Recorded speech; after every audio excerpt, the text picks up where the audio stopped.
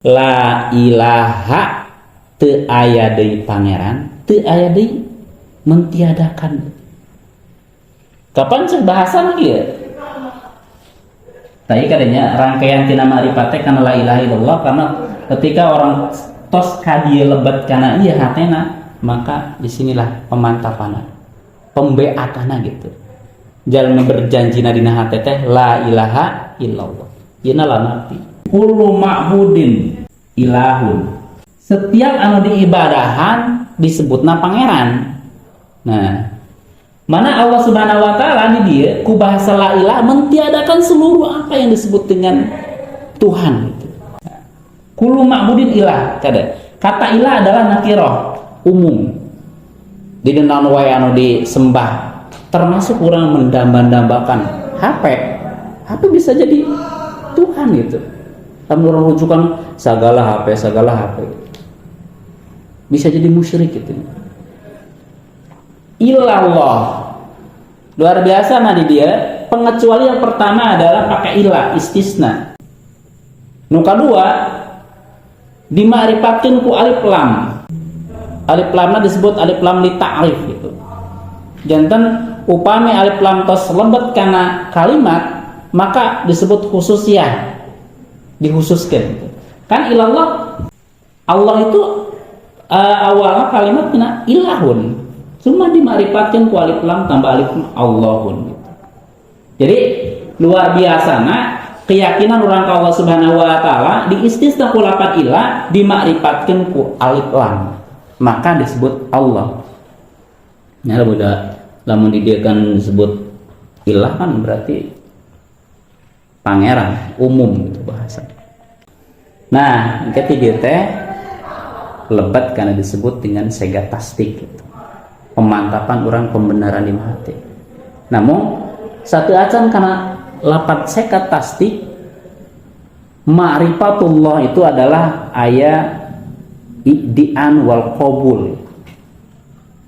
Lamun urang semantep dina ilaha illallah, geus mantep bahwa Allah Subhanahu wa taala sebagai pangeran urang, sebagai Tuhan urang, anu ngurus urang, anu melindungi dan menjaga urang. Maka di sana lahir iddi'an wal qabul, pemakuan dan penerimaan. Diaku jeung diterima gitu. Kadang aya nu ngaku tapi teu narima gitu. Kalah panjang ting penjelasannya. Bisi pebulit. Wah mah estafetna gitu. Buhan deui ma'rifatullah. Jadi untuk mengenal lebih dekat dengan Allah Subhanahu wa taala, kalau misalnya mereview tina segi lugawi atau bahasa mah, ma'rifat itu mengenal Allah Subhanahu wa taala. Kemudian dasar argumennya adalah ati Allah, ketaatan kita kepada Allah.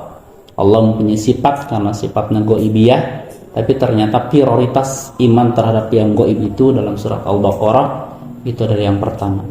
Walladzina yu'minuna bil ghaib.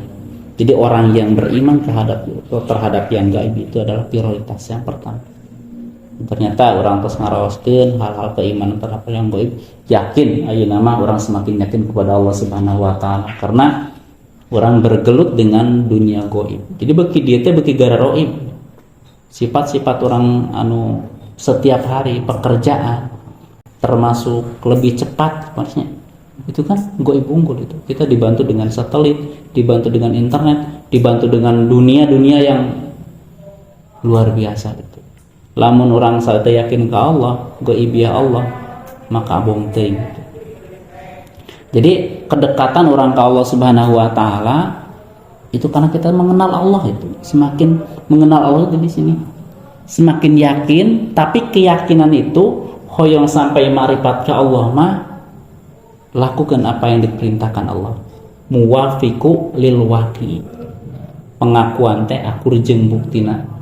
Teu sakadar orang ngaku iman ka Allah, teu sakadar orang yakin ka Allah, tapi sing akur jeung buktina. Akur jeung buktina teh muwafiqu lil waqi. Laksanakeun perintah Allah. Kemudian di dia nasyul andalilin. Sadaya melaksanakeun peribadahan kurang dilaksanakeun sing aya dalil anu qat'i, dalil Al-Qur'an anu qat'i, dalil hadis anu sahih. Mana upami membaca dengan seueur TikToknya, dunia media-media khusus itu tentang hukum-hukum itu sih yang selektif gitu. Karena kan mereka mah kadang cuma menyebar konten gitu. Kita harus di-sharing karena tidak semua hukum yang di-share itu baik gitu. Kan upami di pesantren ada tahriz hadis ini. Tahriz hadis. Kalau Al-Qur'an jelas kodnya ya. Jadi Al-Qur'an mah penafsiranna tos luar biasa karena penafsiran udah jelas, ditinggal terjemah pun udah difahami gitu. Tapi lamun berdasarkan hadis itu tahriz hadis gitu. Minimalnya kan orang yang mengeluarkan kata-kata yang terbaik dari hadis teh kata-kata sahabat gitu, kata-kata Rasulullah. Itu minimal mereka mengeluarkan 1000 gitu. Seperti Bukhari, Muslim, An-Nasai, Abu Dawud itu mereka mengeluarkan hadis-hadis terbanyak ribuan. Itu baru disebut sahih. Lamun di luar itu hadis ada disebut matruk. Tinggalkan aja cerita itu. Hadis disebut dhaif, itu lemah. Kelemahannya orangnya kadang orang munafik yang menyampaikan. Kan orang guys seperti kan iya. Mun orang di lingkungan berita ti yayasan berita berarti bener. Iya mah Pak Ones nih sana. Dia Pak Ones emang gitu. Padahal mah benar gitu. Beda dia anu level-level gitu. Kapungkur itu hadis agen itu. Dan upami meramu dari hadis-hadis, ayat hadis misalnya itu diseleksi dari mana karena kita tidak bisa memutuskan bahwa ini hukum yang sangat baik gitu. Jadi yakinnya ada orang tos yakin bahwa marifatullah, maka inilah gunakan nasyun andalin. Jadi semua peribadah yang dilaksanakan adalah karena timbul dari dalil-dalil. Seperti sekian kunutnya, sokarunut tuh. Kapan sebenarnya itu hadisnya dhaifnya? Tapi karena dasarnya itu adalah doa kunut nazilah, maka diamalkan sampai sekarang. Padahal pun ayeuna orang tumut ka Imam Syafi'i walaupun disantet kunut sah ke salat. Sah. Tapi sorry Imam Syafi'i ketika kita udah terbiasa kunut punya pahala. Itu bukan rukun salat, punya pahala.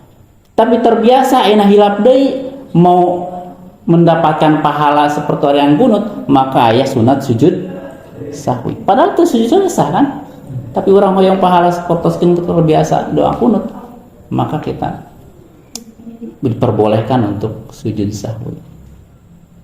Dan gitunya jadi dalil-dalil anu kadang tidak semua yang lemah juga tidak dimanfaatkan atau tidak dilaksanakan. Itu tergantung kesikohan orang yang menyampaikan.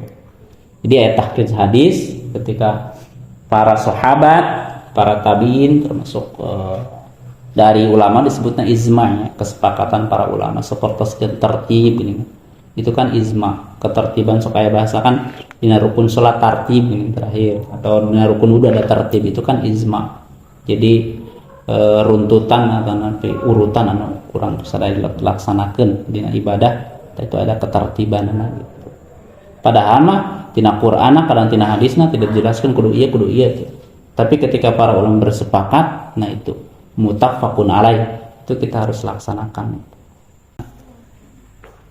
Lah anggap ieu mah ibadahnya pengabdian itu udah hari aya makruh ada manusia. Wayaki kudu ngariung. Wayaki padahal mah geus kumaca ge yakin ana mah geus apal gitu. Senang banget ya. Stariasa gitu lah. Masalah nuke mau ngomong nuke mengges ngolotok, cuma kita mah tanbih gitu, saling ya.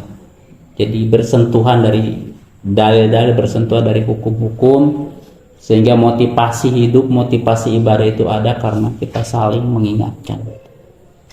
Dari ngocoblak sorangan mah geuning sok. Itu berpengaruh iya gitu. Intinya itu berpengaruh iya. Kurang kumaca anggar tidak berpengaruh. Ya, semua merasakan kehidupan seperti ini. Mana ketika dilarapan, kenapa semakin menghilang dari kekuatan kita kepada Allah Subhanahu Wa Taala? Karena kita banyak berbenturan dengan orang-orang yang kufar, orang-orang yang mau menghancurkan Islam. Jadi akidah yang diporak-porandakan terhadap hati kita.